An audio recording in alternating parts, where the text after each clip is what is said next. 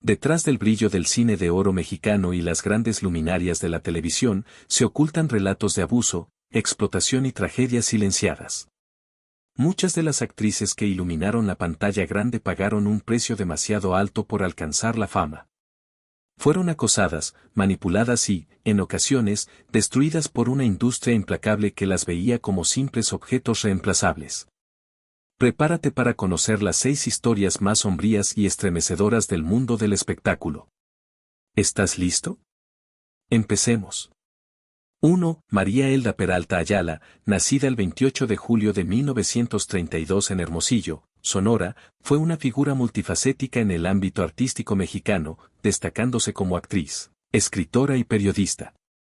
Procedente de una familia de abolengo que perdió sus propiedades durante la Revolución Mexicana, Hilda y sus hermanas fueron enviadas a Estados Unidos para aprender inglés gracias a la insistencia de su padre, un funcionario de aduanas. Antes de aventurarse en la actuación, Hilda fue tenista profesional, logrando el campeonato nacional en apenas 4 años. No obstante, su pasión por el cine la llevó a conocer al escritor y periodista Luis Espota, quien le abrió las puertas al mundo cinematográfico en 1949. Pese a la oposición de su padre, Hilda decidió seguir su vocación artística. Su llegada al cine no estuvo precisamente libre de obstáculos. En una entrevista, Hilda relató una experiencia traumática con un cineasta que intentó aprovecharse de ella. Aunque no reveló su identidad, mencionó que este individuo, ya fallecido, quiso someterla a situaciones inapropiadas. Hilda se negó rotundamente, demostrando una rebeldía que siempre la caracterizó. Este suceso dejó una huella profunda en su confianza y afectó su desempeño durante su carrera como actriz. A pesar de estos desafíos, Elda participó en más de 40 filmes entre 1949 y 1965, destacando en títulos como La Negra Angustia y Si cuando viva Villa es la muerte. Además de su faceta actoral, exploró su talento como escritora, colaborando con Espota bajo el seudónimo de Óscar Ayala. Su amor por las artes escénicas también la llevó a impartir clases de historia del teatro en el Instituto Nacional de Bellas Artes y Literatura. Elda Peralta falleció el 15 de mayo de 2024 a los 91 años. 2. Yolanda Tongole Montes fue mucho más que una simple bailarina en el cine de oro mexicano. Su nombre se convirtió en sinónimo de una sensualidad que rompía esquemas en una época sumida en la moral conservadora, gracias a sus movimientos exóticos. Tongole se erigió como una de las figuras más icónicas y controvertidas del séptimo arte. Desde sus primeros pasos, su estilo no solo encendía las pantallas, sino que también despertaba miradas y susurros en cada rincón del plató. Se dice que en algunos rodajes la atmósfera se volvía casi palpable, cargada de una tensión sensual y de un morbo sutil que dejaba entrever el costo de la fama. En esos tiempos, su actuación era tan atrevida que muchos directores y productores, obsesionados con la imagen y el deseo, la presionaban para que accediera a escenas que rozaban lo prohibido. Detrás del brillo y la perfección de sus coreografías, se oculta una historia de sacrificios. La industria, controlada por influyentes hombres, a menudo utilizaba la figura de Tongole para explotar una imagen de feminidad y sensualidad que, aunque rompía moldes, estaba teñida de abuso y acoso. Algunos relatos, contados en susurros en los camerinos, aseguran que en más de una ocasión se vio forzada a ceder ante exigencias que rebasaban el arte, dejando cicatrices emocionales imborrables. A pesar de todo, Yolanda se impuso con una fortaleza inquebrantable. Su carisma y talento la llevaron a consolidarse como una leyenda viva, dejando una huella imborrable en la historia del cine mexicano. 3. Elsa Aguirre fue, sin duda, una de las mujeres más deslumbrantes del cine de oro mexicano. Con su mirada hipnótica y una elegancia que la distinguía del resto, cautivó al público en películas como Algo flota sobre el agua 1948 y 4 noches contigo 1952. Pero detrás de la imagen de estrella perfecta, su vida escondía un tormento que pocos conocían. En 1959, cuando se encontraba en la cima de su carrera, tomó una decisión que dejó a todos boquiabiertos. Se retiró del cine. ¿La razón oficial? Deseaba una vida más tranquila, lejos de los reflectores y la presión de la fama. Pero la verdadera historia era mucho más oscura. Durante este retiro, Elsa contrajo matrimonio con Armando Rodríguez Morado, un hombre que, lejos de ser el compañero amoroso que ella imaginaba, se transformó en su peor pesadilla. Lo que comenzó como un matrimonio aparentemente normal pronto se convirtió en una relación marcada por la violencia y el temor. Según diversos relatos, Morado no solo ejercía violencia física contra Elsa, sino que también la sometía a un maltrato psicológico brutal. Era celoso, posesivo y extremadamente controlador. La mantenía aislada y la castigaba de formas difíciles de imaginar. Pero lo peor aún estaba por suceder. El nivel de agresión de su esposo llegó a extremos escalofriantes. Se cuenta que, en un arrebato de furia, Morado terminó con la vida de las mascotas de Elsa frente a ella, como una forma cruel de demostrar su dominio y quebrarla emocionalmente. Pero eso no fue lo más aterrador. Cuando Elsa quedó embarazada, la situación empeoró de manera alarmante. De acuerdo con relatos, en una ocasión Morado la amenazó con un arma mientras ella esperaba a su primer hijo. El mensaje era claro: si intentaba desobedecerlo o alejarse, su vida y la del bebé estarían en riesgo. Imaginen el terror de una mujer que pasó de ser una de las grandes estrellas del cine mexicano a convertirse en prisionera dentro de su propio hogar. Sin embargo, Elsa era una mujer de espíritu indomable. A pesar del miedo y las amenazas, logró escapar de su esposo y, con el tiempo, regresó al mundo del espectáculo. Aunque nunca habló directamente del infierno que vivió, su retiro temporal del cine y los rumores que se esparcieron en la industria confirmaban que su ausencia no había sido voluntaria, sino una forma desesperada de protegerse. Años más tarde, en algunas entrevistas, él se insinuó los momentos difíciles que atravesó en su vida personal, siempre con la dignidad que la caracterizaba. Jamás quiso que la percibieran como víctima, aunque, en el fondo, lo había sido. Lo que distingue a Elsa Aguirre de muchas actrices de su época es que logró resurgir de la tragedia. Tras su tormentoso matrimonio, volvió al cine y a la televisión, demostrando que seguía siendo la mujer fuerte e inquebrantable que el público tanto admiraba. 4. La historia de Evangelina Elizondo también parece salida de un guión dramático. Dueña de un gran talento, carisma y una voz inolvidable, Evangelina fue víctima del abuso de poder en la industria cinematográfica mexicana. Aunque su legado artístico es incuestionable, su trayectoria estuvo marcada por traiciones e injusticias que casi logran borrar su nombre de la historia.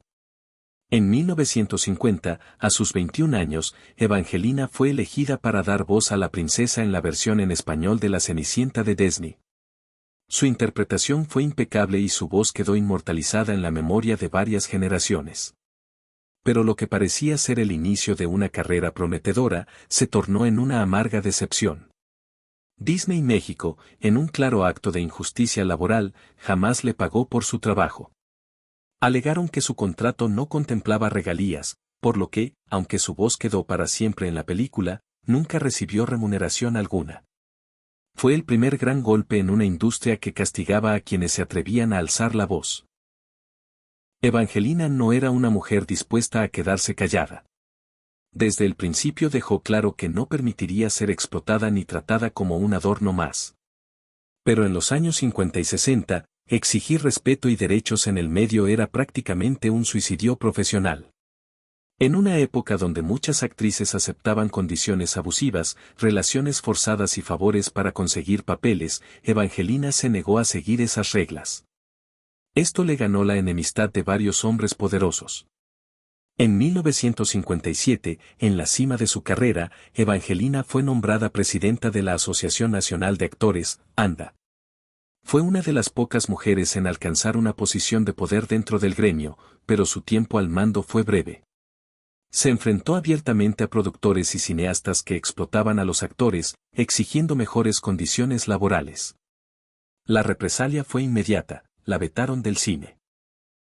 La industria, dominada por intereses masculinos, se confabuló para cerrarle todas las puertas, intentando borrar su nombre de los créditos y escenarios. Durante años, Evangelina luchó por conseguir trabajo, enfrentando las consecuencias de haberse atrevido a desafiar el sistema. A diferencia de otras actrices que fueron silenciadas, Evangelina encontró refugio en la televisión y el teatro. En los años 70 y 80, regresó a la pantalla chica con papeles memorables en telenovelas, construyendo una nueva etapa en su carrera. Nunca dejó de denunciar los abusos de la industria. En sus últimos años, habló abiertamente sobre el machismo y la explotación que tantas mujeres vivieron durante la época dorada del cine. 2. Leticia Palma también tuvo una carrera meteórica en el cine de oro mexicano. Hermosa, talentosa y con una presencia magnética, cautivó al público desde sus primeras apariciones.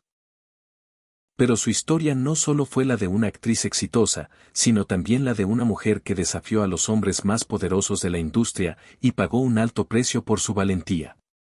La historia de Leticia Palma es una de las más escandalosas y morbosas del cine mexicano, un caso de veto, represalias y abuso de poder que la marcó para siempre. Leticia llegó al cine con todo para triunfar.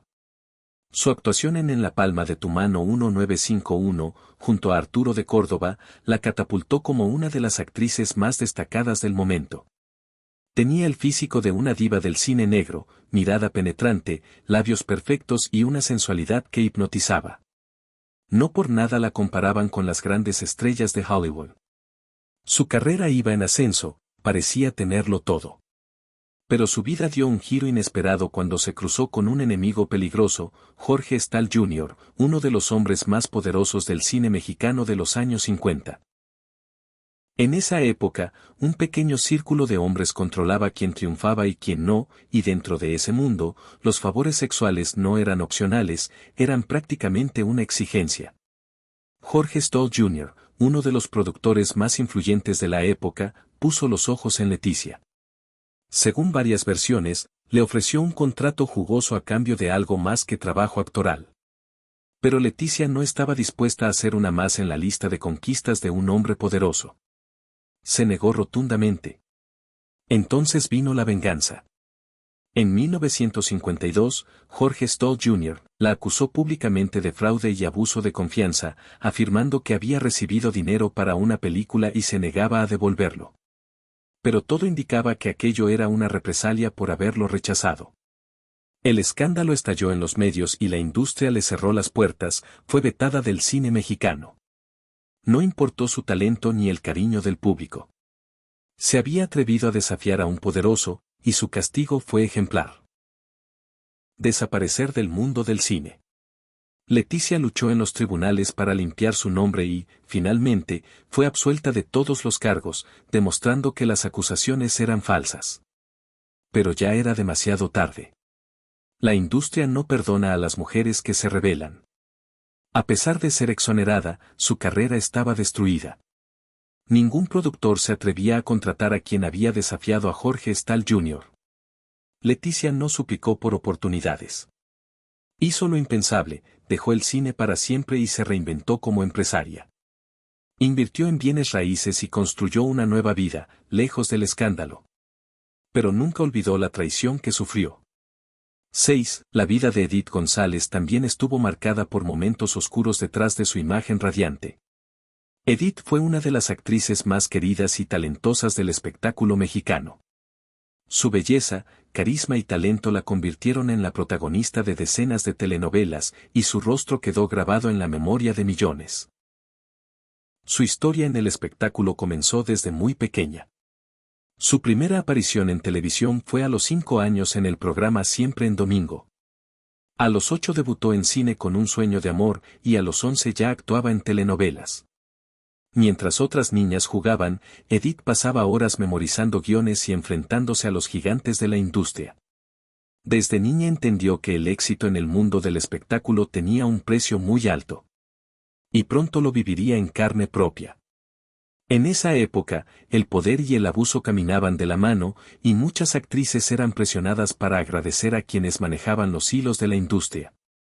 Durante años, se rumoró que Edith González tuvo un romance con Emilio Azcárraga Milmo, el poderoso dueño de Televisa, cuando ella aún era muy joven. Aunque Edith nunca confirmó esa relación, los rumores se avivaron cuando su carrera despegó meteóricamente en los años 80. Algunos aseguraban que ese apoyo tenía un costo muy alto y que Edith pagó un precio difícil por estar cerca del hombre más poderoso de la televisión. Lo cierto es que, aunque tuvo éxito, nunca fue tratada como la favorita de Televisa. En más de una ocasión, fue relegada a un segundo plano, alimentando las versiones de que, en algún momento, se había negado a seguir jugando el juego del poder. Pero esa no fue la única polémica que marcó su vida.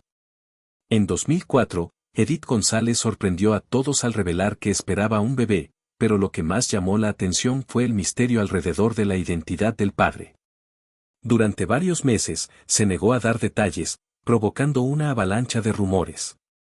Finalmente se descubrió que el padre era el político Santiago Creel, quien en ese entonces ocupaba el cargo de secretario de Gobernación, uno de los puestos de mayor poder en el país.